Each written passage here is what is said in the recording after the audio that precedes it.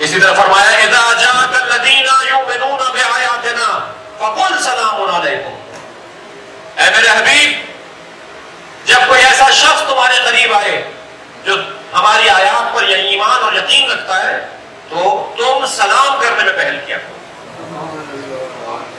فقل سلام علیکم، تم انہیں سلام کرنے میں پہل کیا کرو۔ پیغمبر اکرم کے بارے میں کسی صحابی کو کامیابی نہیں ہوئی کہ وہ سلام کرنے میں پہل کر سکے۔ کوششیں کی صحابہ کرام نے اصحاب پیغمبر نے کہ کسی طرح ہم پہل کر لیں پیغمبر کو سلام کرنے میں، کبھی پیغمبر نے سلام کرنے میں پہل کرنے کا انہیں موقع نہیں دیا۔ مدینے کے بچوں نے طے کیا کہ آج ہم کچھ کرتے ہیں کہ پیغمبر کو ہم پہلے سلام کر لیں، یعنی حتیٰ بچوں کو بھی پیغمبر سلام کرنے میں پہل کرتے تھے۔ جی چھوٹا ہے ہمیں سلام کرے گا، ہم اسے کیوں سلام کریں؟ یہ انانیت، یہ غرور، یہ تکبر، یہ سنت پیغمبر سے روگردانی نہیں ہے۔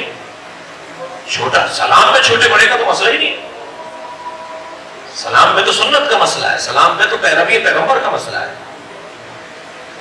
مدینے کے بچے بھی کامیاب نہیں تھے کہ پیغمبر کو سلام کرنے میں پہل کریں۔ سارے بچوں نے آپس میں طے کیا کہ وہ راستہ نکالو، کہ طریقہ کرو، کچھ کرو کہ کسی طرح پیغمبر کو سلام کرنے میں ہم پہل کریں۔ تو گلی کے کونے پر آ کے کھڑے ہوئے ہیں، راستہ مڑے گا ہم گلی کے پیچھے دیوار کے پیچھے کھڑے ہو جائیں گے، جیسے ہی پیغمبر مڑیں گے ہم پہلے سلام کر دیں گے۔ ابھی راستہ مڑا نہیں تھا، دیوار کے پیچھے وہ کھڑے تھے، پیغمبر جیسے یہاں سے تشریف لے جا رہے ہیں تو وہیں سے دور سے آواز دی جو دیوار کے پیچھے چھپے ہوئے ان پہ میرا سلام ہو۔ کبھی کسی کو سلام کرنے میں پیغمبر نے حتیٰ بچوں کو بھی موقع نہیں دیا۔ اور پیغمبر اکرم کو جب یہ آیت نازل ہوئی کہ جو لوگ ایمان لے کر آئے ہماری آیات پر انہیں سلام کیا کرو، تو پیغمبر اکرم اکثر ان مومنین سے زیادہ ملنے جایا کرتے تھے جن کے کپڑے پھٹے ہوئے ہوتے تھے، جن کے پاس کھانے کو کم ہوتا تھا، جو مشکلات ہوتے تھے، پیغمبر ان کے پاس جا کے بیٹھ جاتے تھے۔ یہی دستور مولا علی کا بھی تھا، یہی طریقہ امام حسن اور امام حسین کا بھی تھا۔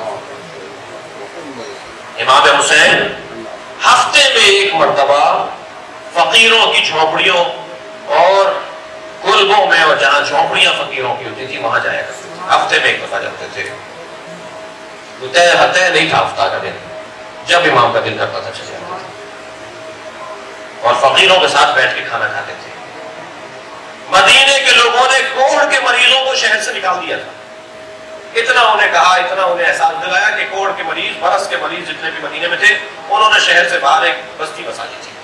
سارے مریض، کوڑ اور برس کے مریض شہر سے باہر اس بستی میں، ان جھونپڑیوں میں رہتے تھے۔ امام ہر کچھ دن کے بعد کوڑ کے مریض اور برس کے مریضوں کے پاس جا کے بیٹھتے تھے۔ ہمیں تو ڈاکٹر اجازت نہیں دے گا، ہمارے پاس تو ماشاءاللہ عنوانات بہت ہیں فرار کے، مگر امام حسین کوڑ کے مریضوں اور برس کے مریضوں کے پاس جا کے بیٹھتے تھے۔ لوگ کہتے تھے مولا یہ بیماری لگنے والی بیماری ہے، حضرت نے فرمایا ان کا کون دل مو لے گا، انہیں کون تسلی دے گا ہمارے علاوہ؟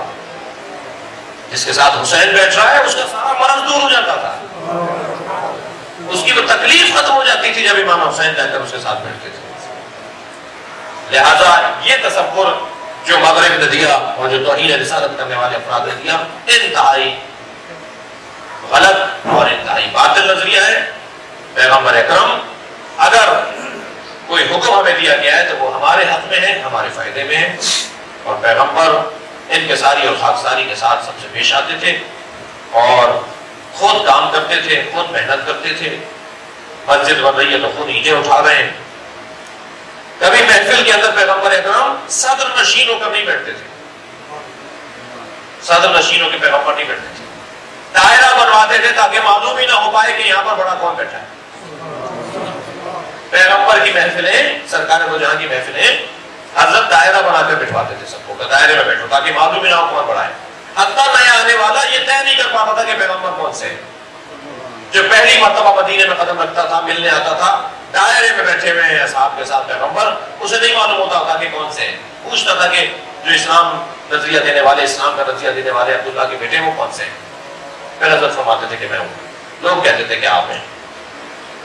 پیغمبر کی زندگی انتہائی سادہ زندگی، اور یہ جو 5 آیات سورہ حجرات کے آغاز میں پیغمبر کے ادب اور تہذیب کے اوپر، تعظیم کے اوپر، وہ لَكَانَ خَيْرًا لَهُمْ، یہ اس لیے ہے تاکہ ادب و تہذیب کرنے والے کو اس کا فائدہ پہنچے۔